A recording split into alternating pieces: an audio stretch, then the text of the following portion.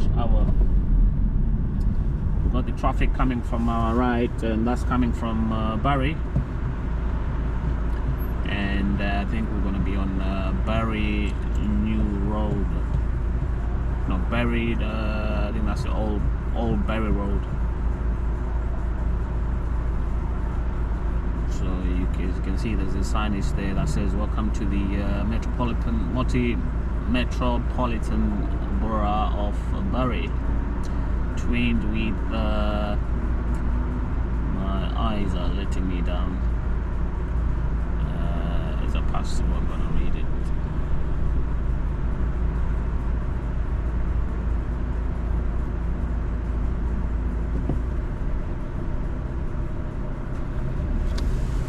Prestwick is no, I can't read it.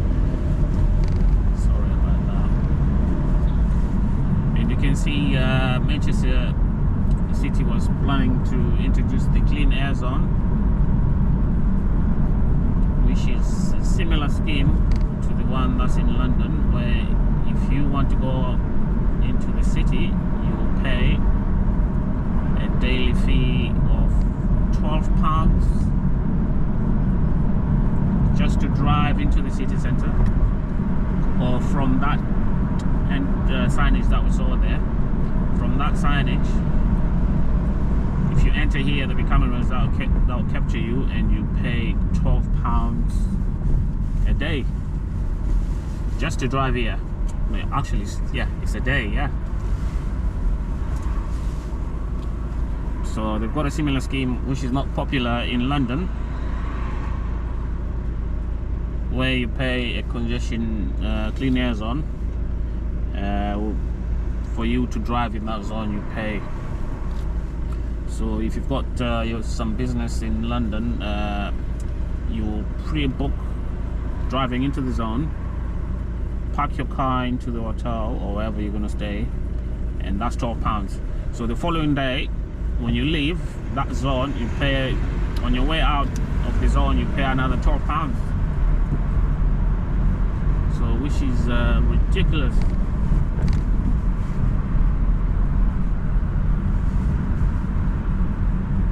I don't know how they expect the air to be suddenly clean by reducing the number of cars that are driving in central London. Okay, fair enough.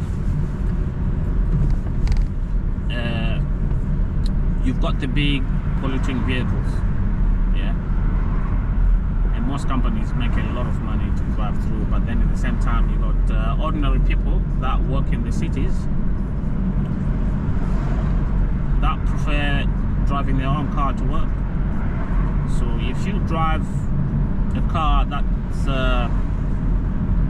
does not pass the emission limits, you'll be forced to park your car in the garage and not drive it and use public transport.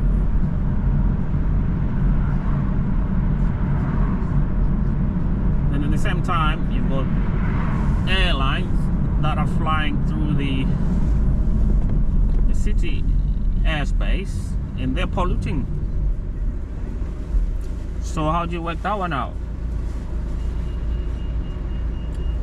So so they wanted to introduce the clean air zone in Manchester, and the people in Manchester said no, we don't want anything like that, because that's going to kill the big local businesses around, because people will get fed up and not come to the city to do any shopping. It will kill the business.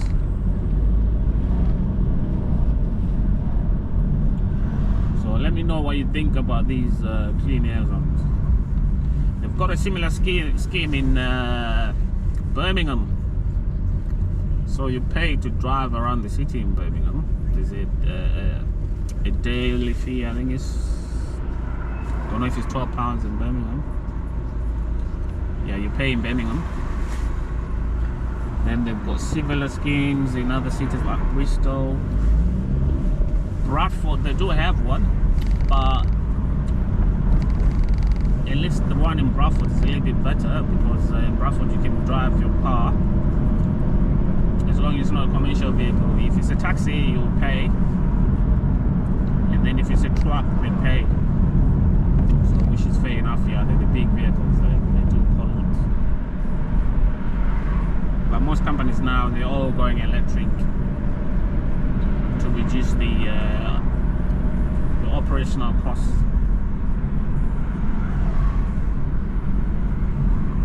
And if you don't pay this congestion charge, or you forget to pay, you get a ticket through the post, and it would have increased from £12 to £160, I think, instantly. You don't pay, they were saying the recovery guys to come and grab your vehicle from you. So before you make a trip to London or any of these cities that have these congestion zones, make sure your car does pass is exempt from paying the congestion fee.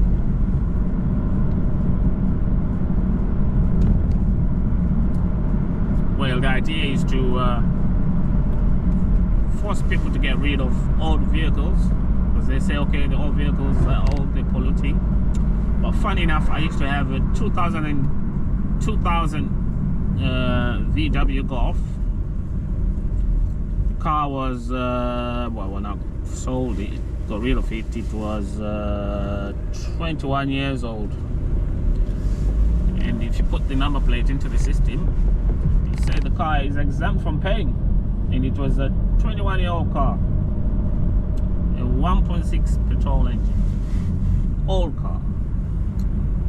But if you get a car, let's say this 2015 car, which is 9 years old, you will not be allowed to drive without paying in central London or any of the cities where you pay the clean air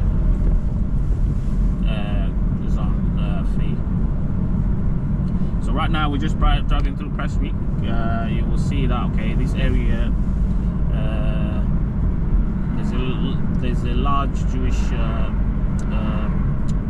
community from this area. They probably own most of these big houses here, and it stretches all the way to Cheetham Hill.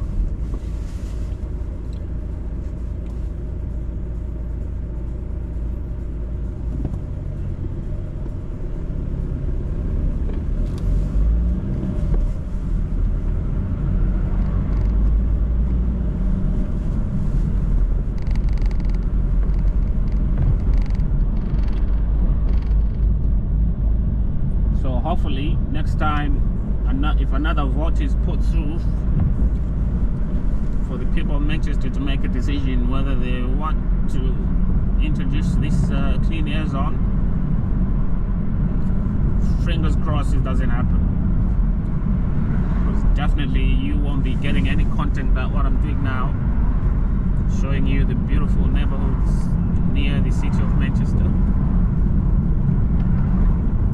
Instead, I'll be on a public transport.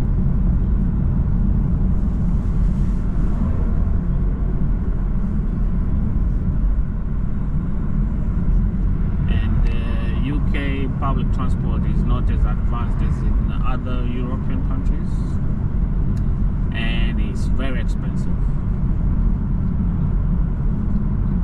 So that's why people prefer to drive their own vehicles instead of using public transport.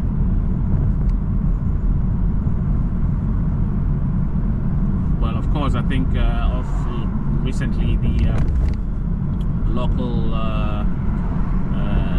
buses that drive around the cities, they've reduced their fares. So, as you've experienced, when I went on the X43 from Burnley to Manchester, a round trip cost you £4.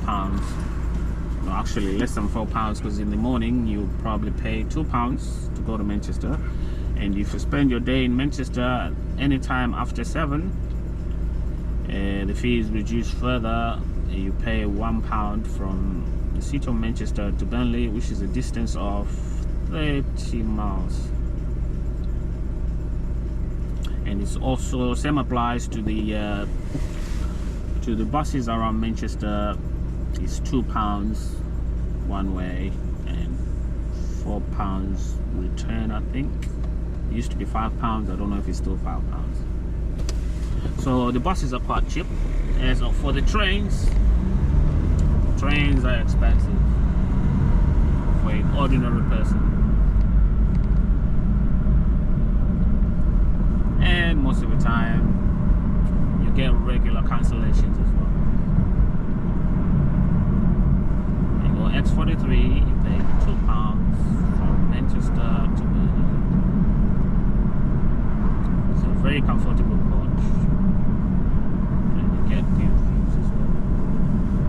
And you can see up ahead, that's the new skyscrapers in the city of Manchester. They're just popping up everywhere. So today we will avoid that going through the city. We will turn to our right and drive through Salford. And if you turn to your left, you will go to Cheetham Hill and to Moston and other surrounding neighborhoods. So this is, I think, after the traffic lights, that's Salford.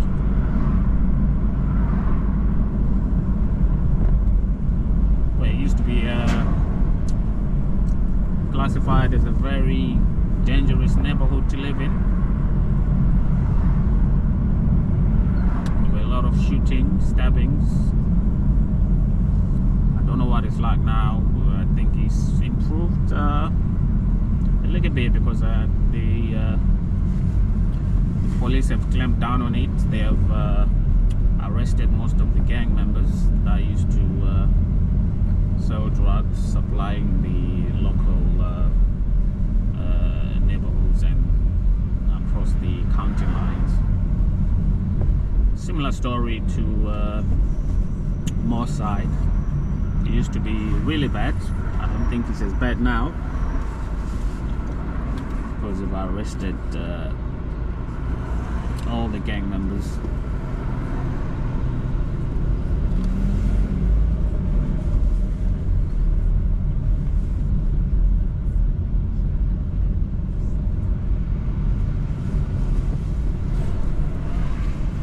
These yellow buses that you just seen, the one that just passed by, is I think it's a hybrid. It uses electric. The traffic lights will switch off, and if it sets off, it uses the battery. Then it picks up speed, the engine will kick in. So they lost polluting than this one that's in front of us.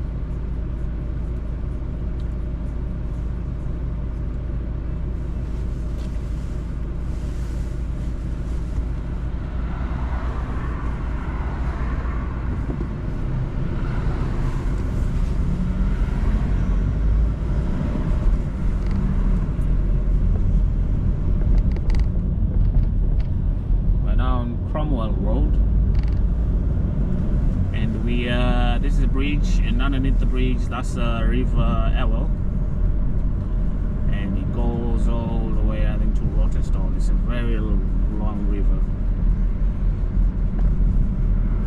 It passes through the city of Manchester.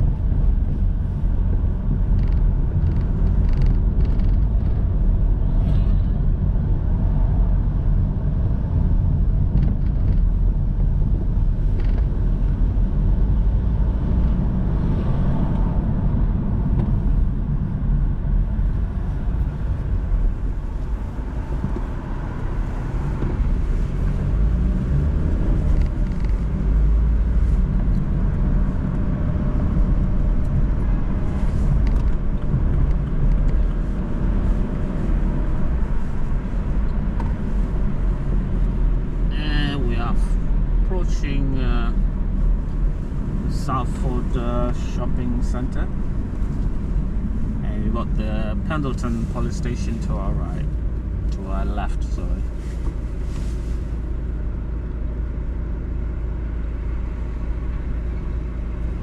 And we'll drive through Salford Centre in a minute. We've got an old tall building, which is Salford City. It's very old. All these buildings are very old. And this is Salford Centre to our right.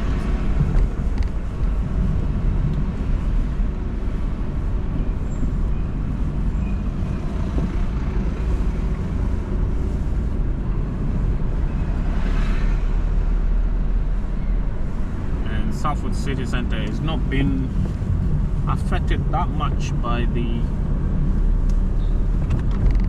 what's going on with the other small shopping centres like Eccles. Still busy, and I've not seen any shops that are boarded up.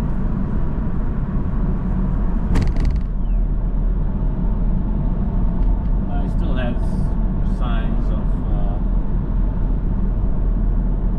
lack of,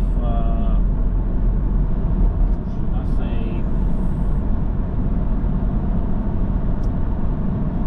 funding to improve the area.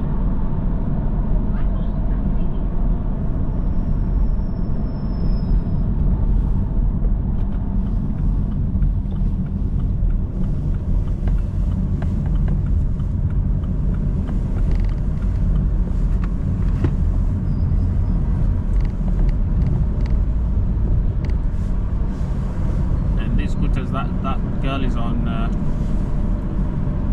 quite cheap to use. I think it's £2. You pre-book it on your Android phone, and you can go to any area. You unlock it through using your phone, and then you drop it at the next charging point. We've got the Seventh-day Adventist Church of Salford to our right.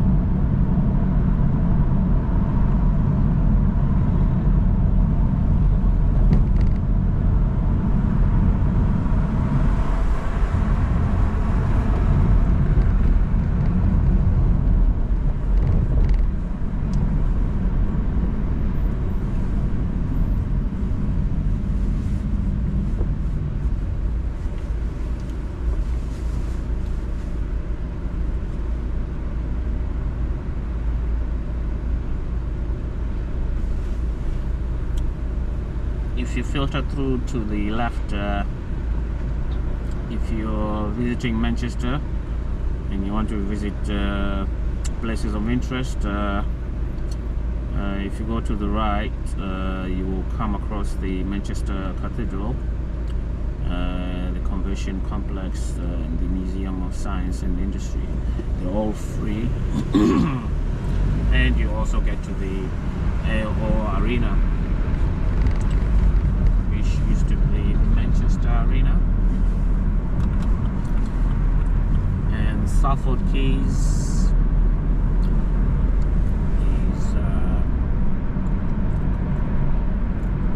up ahead. So this is like a mini ultra city from Manchester. This is where you find the offices of the BBC, then the ITVs there as well.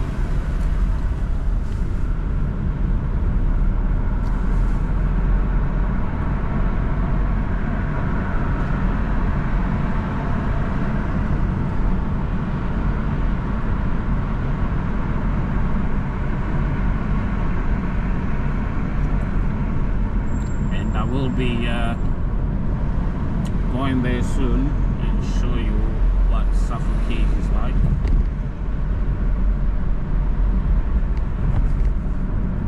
It's a very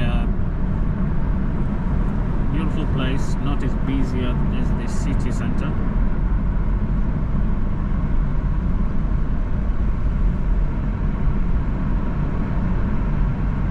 So we are in Salford Quays.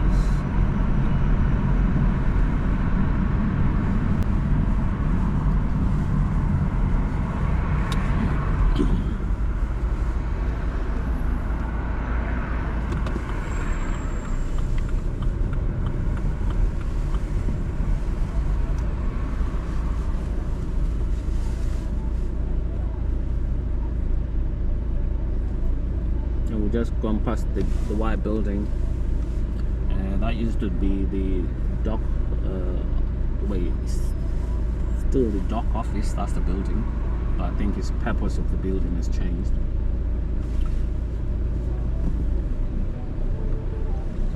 Because behind it, you do have a canal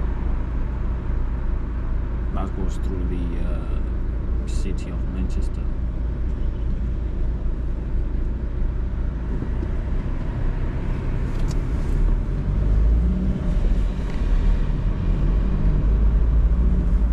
So if you turn right, that's the Salford Quays, ultra city near Manchester, and it's got hotels, some office spaces as well. There's a big shopping center. If you don't like the busy streets of Manchester, if you want to shop peacefully, you can go to Salford Quays Shopping Center. And it's also, if you cross the Millennium Bridge in Salford Quays, you go ahead straight to Old Trafford, the home of Manchester Football Club.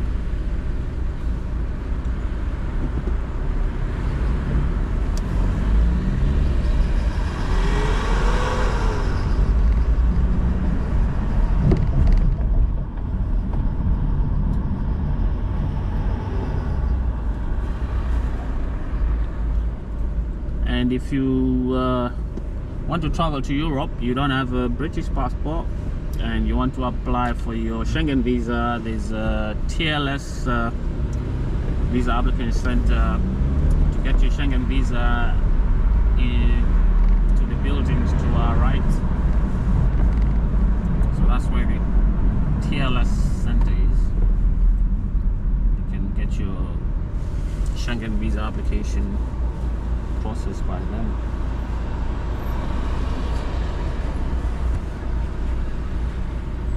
And I think the countries that you can apply for is France, Belgium,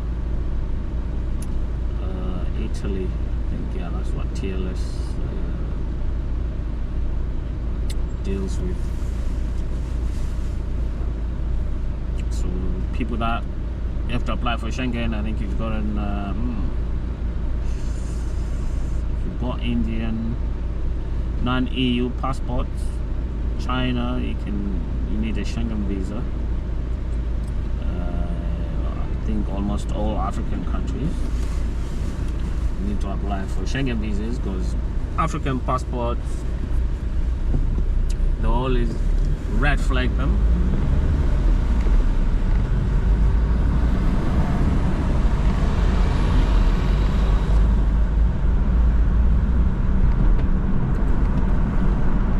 Which is not fair really, because any person that's holding a developed world passport, you don't get asked any of these questions. You can just visit any country you want. But from Africa, it's a different story. You get asked thousands of questions while you're going on holiday, and you got money, and you're gonna come back. Where are you gonna stay? Ridiculous questions. You have to suffer because you have an African passport.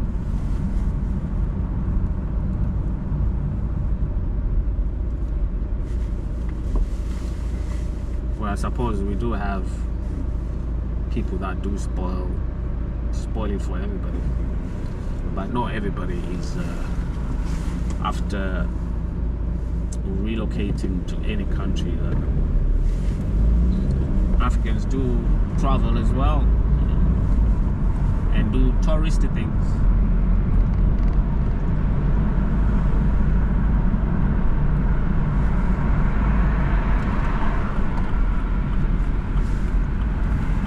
Right, we are at I forgot what it's called, this place. It's a shopping center, White City shopping center, just near Trafford Center. Right, that brings this to the end to our video. Thank you for watching, and please don't forget to subscribe. I'll catch you on the next one.